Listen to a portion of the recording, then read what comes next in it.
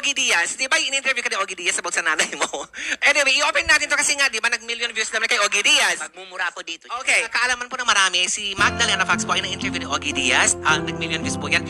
Talaga yung buhay niya talaga sa kanyang ina, yung dinanas mo, ay hindi ka nais-nais. Yes, hindi okay? talaga. Dasal ako ng nanay ko. Kaya marami sa nanay ko kasi sa pagdadasal niya sa mga kapatid ko niya na umunawa sa akin talaga at talagang tinanggap nila ako ng buong buo. Ginawa niya lahat. Tumayo rin siyang maaga kasi ako naulila sa ama. So tumayong tatay din ng aking ina. May hangganan ba ang pasensya ng isang ina sa kanyang mga anak?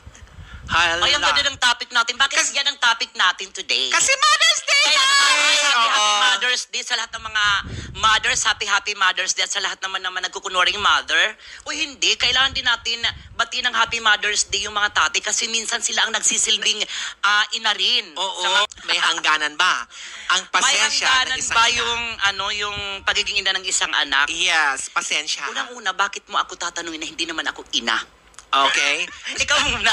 Okay, ang sa akin kasi, case-to-case basis kasi, pag ikaw, Yes. sa matitinong nanay ha, hindi ko naman sinasabi merong mga suwail na nanay dyan, pero alam naman natin talaga na hindi lahat ng nanay perpekto. Oo, Diba? yes. Kung may hangganan kasi, gagawin lahat talaga ng ina kung ano yung ipoprotektahan ang kanilang mga anak. Tama? Yes, Diba? tama. Kasi so, wala- kasi yun yung experience ko sa nanay ko. Ginawa niya lahat. Tumayo rin siyang maaga kasi ako naulila sa ama. So tumayong tatay din ng aking ina. So ngayon talagang ang laki ng respeto sa kanya at yung pagmamahal na binigay sa akin ngayon, yun din yung pagmamahal na binibigay ko sa mga taong namimit ko sa kaibigan at sa mga future friends at sa mga taong lumalapit din sa akin soon. So ang ganda. Yes. So naniniwala naman ako dyan na wala namang nanay na hinangad na mapasama yung anak. Ibibigay niya talaga 100% kung ano ang mga dapat niyang gawin para sa kanyang anak.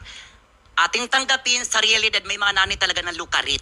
Diba? Mayroon. Alam mo, Hindi perfect na may yes, mga lukarit oo. na. Siya naman ang topic natin.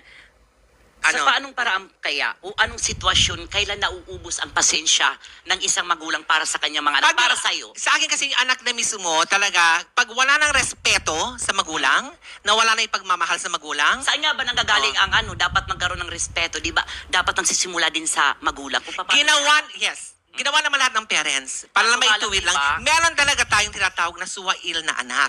na walang respeto. Oo, wag na tayong Oo. lumayo. Ikaw ang example doon, di ba? Oo, pero... Pero realidad, di ba? Naging suwail ka. Totoo. Honestly, kasi lumayas ako sa amin nun, di ba? Ako din. Ikaw din. So, lumayas ako sa amin nun kasi na-in love ako. So, na-in love ako sa isang taong, ano pwede ko pa sabihin dito? Sige Baka po, nakikinig pwede. sila. O, sige, anyway, may bisyo kasi. Oo, yes. So, yung bisyo na yun is hindi siya bisyo-bisyo lang na ganon. Oo. So, ang nangyari kasi doon is parang, ganun pala yun na pag nagmahal ako, bibigay ko lahat. Lahat binigay ko, lahat savings ko, pera ko, lahat. Oo. Pati yung sabihin ko na, yung condo na nakuha ko, nag-give up ko na rin, dahil nga sa pagmamahal ko sa kanya. Kasi hindi. Sinaktan ka na lang. Sinaktan ka na lang. No, sinaktan ka na lang, yes. Oh, yun. Oo. Hala, baka maano ko. Oo. Anyway, yun lang. Pero Oo. nasaktan ka, saan ka bumagsak? Sa parents mo pa rin, di ba? Alam, oo. Yes. Yes, talagang Nandun yung pag-intindi. So, pinagdasal ako ng nanay ko. Kaya marami sa nanay ko kasi sa pagdadasal niya sa mga kapatid ko niya na umunawa sa akin talaga at talagang tinanggap nila ako ng buong buo. so kung ano man ang Oo. nangyayari sa'yo, Miss Don, you deserve. Talaga? You deserve kasi. Nakakaloka ka. So, pero ang topic natin, magulang, di ba? Hindi boyfriend. Oo nga, magulang. Dito mo makikita Ay, okay. yung tibay magmamahal ng isang ina na kagaano kasama ang ginawa ng kanyang anak, handa siyang patawarin Oo, yes. dahil sa pagmamahal na yun. Yes, naniniwala ako kasi kahit gaano kasamang isang anak, kahit barumbado ka pa, ang nanay hindi nawawalan ng hindi nauubusan ng pasensya. Oo. Dumarating ng siguro napapagod, nagpapahinga. Talaga pero- ba? Yes. Kwento mo kay Ogie Diaz, di ba in-interview ka ni Ogie Diaz about sa nanay mo? Anyway, i-open natin to kasi nga, di ba nag-million views naman kay Ogie Diaz. Magmumura ako dito. Okay.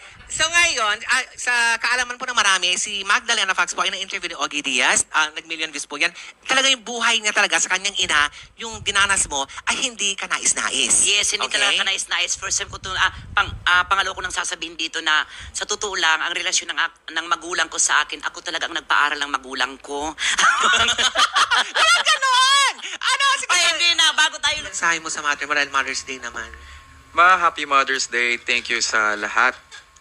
Sa support and love, unconditional na love na binibigay mo sa aming lahat. And of course, enjoy lang tayo and kapit lang. Gusto ko yun. Ah, Enjoy lang yes. tayo and kapit lang. Ikaw naman, Cherry Morena. Ito, yung message mo sa mom mo kasi Mother's Day naman. Lintik na cellphone na yan. Joke. Joke lang. Okay, so ngayon. Masabi ko lang kay Mama, maraming salamat sa 5 kaming binuhay mo, 5 kaming tsinaga mo, kay ni Papa. Salamat kasi hanggang sa mga apo mo, nandyan ka pa din. Hindi ka tumigil maging nanay, maging lola. Mahal na mahal ka po namin, Ma. Mahal na mahal kita. Wow. Ang sarap pakinggan Yes.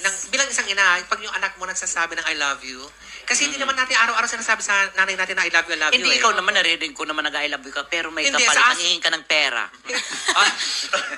Correct! Di ko naman said. Ayun po, bali sa mama ko, Cherry Recalde, na nasa Santa Cruz Marinduque Kapangalan ngayon. ko si Mama mo, no? Pinaka...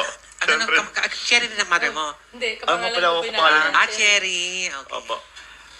Gusto ko lang kunin yung opportunity na to para magpasalamat sa support na palagi mong pinopost lahat ng post ko, yung pag-support mo sa panonood ng mga plays ko, at saka sa palaging andyan, sa pag-aalaga sa amin, asikaso, sa walang sawang pagbibigay ng pagmamahal at suporta, sa, lalo na nung nag-aaral pa ako, ganon.